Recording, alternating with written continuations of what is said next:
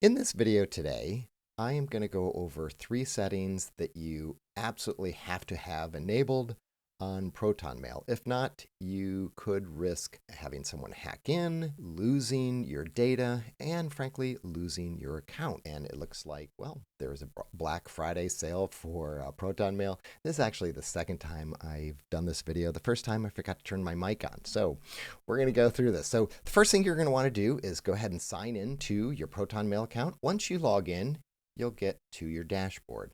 And right here in the upper right hand corner, click on settings, all settings. Okay, here we go. The first one we're going to look at is, well, the 3 that we're going to look at right now in this video is recovery, account and passwords, and security and privacy. So the first one we're going to do is recovery. And this is, I believe, a free account that I have. First, enter a recovery email address. This could be your other email address, like a Gmail or your own domain, or someone that you trust. But this is what you're going to need to recover your account. There's 2 parts to this. There's account recovery and there's data recovery. So you could recover your account, which would mean you'd be able to log in and send and receive new email. But if you don't have data recovery enabled, you will be able to get into your account, but you will not be able to get into any of your old email because it's encrypted with an encryption key. So let's work on your account recovery first. Put an email address in here and then click on Allow Recover by Email. I have to put an email address in. We're not going to do that right now. And then go ahead and do recovery phone number. Put a phone number in here and then click Allow Recovery by Phone. That will allow you to recover your account. Now, if you lose your information here, then you can retrieve it by either the email address or the phone. But the data recovery, you're going to need to have your 12 words, and I believe it's 12 words. And you can, if you don't have this enabled, I think you have to by default, but make sure you have your information. You can store it in your password manager, someplace easy, someplace that you're not going to forget where you store it. So that's the first one, account recovery and data recovery. The second one we're going to want to do, check the settings, is account and password. And this is what I'm kind of surprised most people don't have enabled, which is the Authenticator app.